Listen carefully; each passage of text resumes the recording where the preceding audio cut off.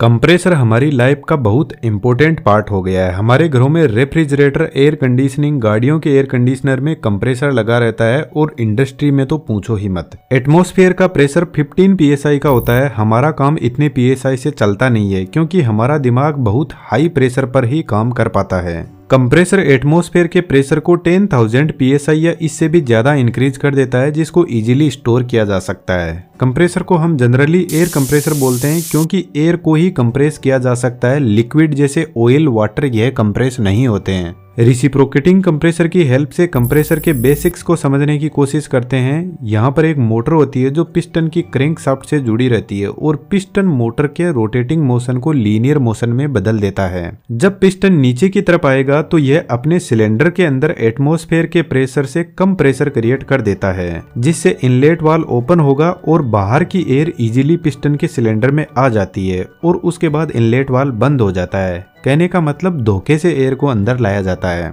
अब जब पिस्टन ऊपर जाएगा तो एयर का वॉल्यूम कम हो जाएगा और एयर कंप्रेस होने लगेगी। जितना हमको प्रेशर चाहिए उतनी जब एयर कंप्रेस हो जाती है तो आउटलेट वाल्व ओपन होता है और एयर को टैंक में स्टोर कर लिया जाता है। अब यह एक बहुत बेसिक प्रोसेस है, लेकिन यहाँ पर कुछ चैलेंजेस भी आते हैं। जब एयर कंप्रेस होती है तो उसका टेम्परेचर इंक्रीज होने लगता है और पिस्टन रेगुलरली अप डाउन कर रहा है तो फ्रिक्शन की वजह से पिस्टन का और सिलेंडर का भी टेम्परेचर इंक्रीज होने लगेगा। और इस कंडीशन में बाहर से जो एयर आ रही है उसमें यदि ऑयल का कंटेमिनेशन है तो सिलेंडर ब्लास्ट कर जाएगा। इसलिए बाहर की एयर को अंदर आने से पहले कुछ फिल्टर लगे रहते हैं जो एयर में अवेलेबल डस्ट पार्टिकल और ऑयल कंटेमिनेशन को रिमूव करते हैं। जो आप कंप्रेसर देख रहे हो यह फर्स्ट स्टेज कंप्रेसर है। यह एयर प्रेशर को 145 psi तक बढ़ा देते हैं। तो गाड़ियों के टायर में हवा भरने के लिए जनरली इसी कंप्रेसर को यूज में लिया जाता है। इसके अलावा रेफ्रिजरेटर में भी यही कंप्रेसर लगा रहता है। क्या आप बता सकते हो कि कुछ लोग अपनी गाड़ियों के टायर में नाइट्रोजन गैस क्यों फिल करवाते हैं? कमेंट बॉक्स में जरूर से लिखना।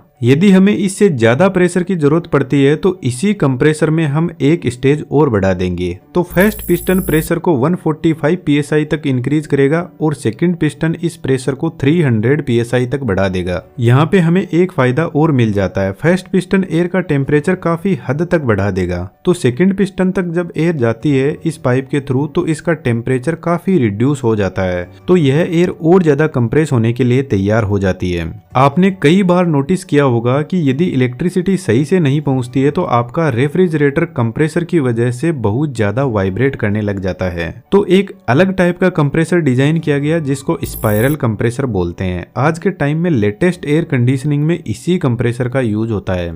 यह कंप्रेसर पूरा ही एक सिलेंड्रिकल शेप में होता है जिसमें नीचे की तरफ मोटर लगी रहती है और इसमें दो स्पाइरल लगे रहते हैं। एक स्पाइरल फिक्स रहता है और दूसरा मूव करता है। जो मूविंग स्पाइरल है जब बाहर से एयर अंदर आती है तो उसको इस स्पाइरल में ट्रैप कर लेगा और धीरे धीरे मूव करते हुए उसका वॉल्यूम रिड्यूस कर देगा, जिससे एयर का प्रेशर इंक्रीज हो जाएगा और इस एयर को साइड में कलेक्ट कर लिया जाता है।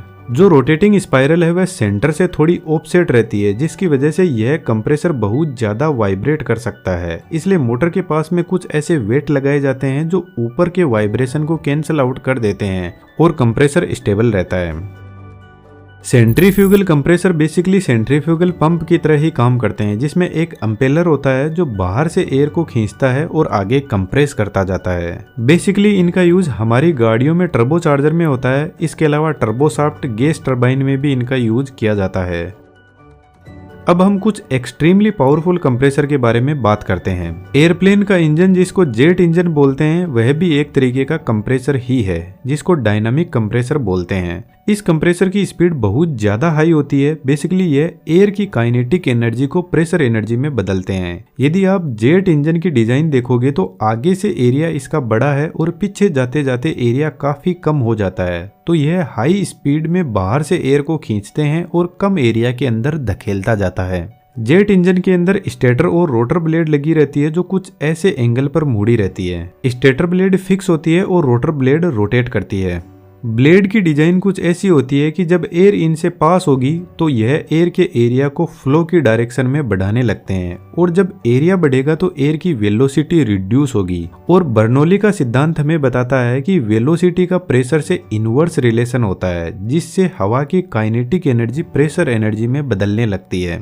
और जब इन नेरो एरिया से एयर पास होकर बाहर लो प्रेशर एरिया में निकलेगी तो इंजन को आगे की तरफ फोर्स लगेगा जिससे एयरप्लेन आगे बढ़ता है। तो बेसिकली एयरप्लेन का जेट इंजन एक कंप्रेसर ही होता है। अब बात करते हैं सबसे पावरफुल कंप्रेसर के बारे में, जिसको आयोनिक कंप्रेसर बोलते हैं। बेसिकली यह हाइड्रोजन गैस को कंप्रेस करने के काम आता है, या फिर उन गैस को जिनमें बिल्कुल भी कंटेमिनेशन नहीं होना चाहिए। हमें पता है कि हाइड्रोजन सबसे हल्की गैस भी है और एक्सट्रीमली फ्लेमेबल गैस भी है, तो इसको कंप्रेस करना बहुत ही कॉम्प्लिकेटेड होता है। तो ionic compressor basically hydrogen fuel station पर लगा रहता है गाड़ियों की रीफिलिंग के लिए। बेसिकली इनका working mechanism first stage compressor के पिस्टन मैकेनिज्म जैसा ही होता है, लेकिन यहाँ पर पिस्टन की जगह एक लिक्विड पिस्टन होता है, और यह लिक्विड एक आयोनिक लिक्विड होता है जो बेसिकली एक साल्ट होता है जिसकी टेम्परेचर विंडो बहुत बड़ी होती है और जो हाइड्रोजन के साथ में सोल्यूएबल भी नहीं होता है। इस आयोनिक लिक्विड के नीचे पिस्टन लगा रहता है जिसको अप डाउन करवाने के लिए नीचे ऑयल भरा रहता है, यानी यह पिस्टन हाइड्रोलिकली ऑपरेट करता है।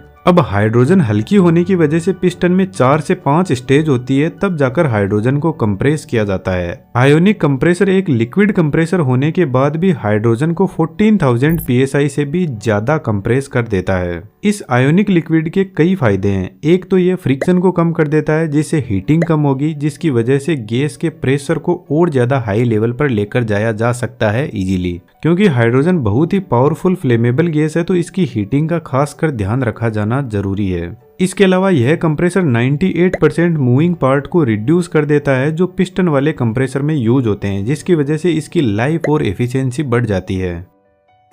इसके अलावा rolling piston compressor, screw compressor और भी थोड़े कंप्रेसर होते हैं जिनका वर्किंग मैकेनिज्म एकदम सेम है, बस डिजाइन में फर्क है डिफरेंट टाइप के एप्लीकेशन के हिसाब से। यह सभी के सभी गैस के वॉल्यूम को कम करके एयर के प्रेशर को इंक्रीज करते हैं। यदि आप 3D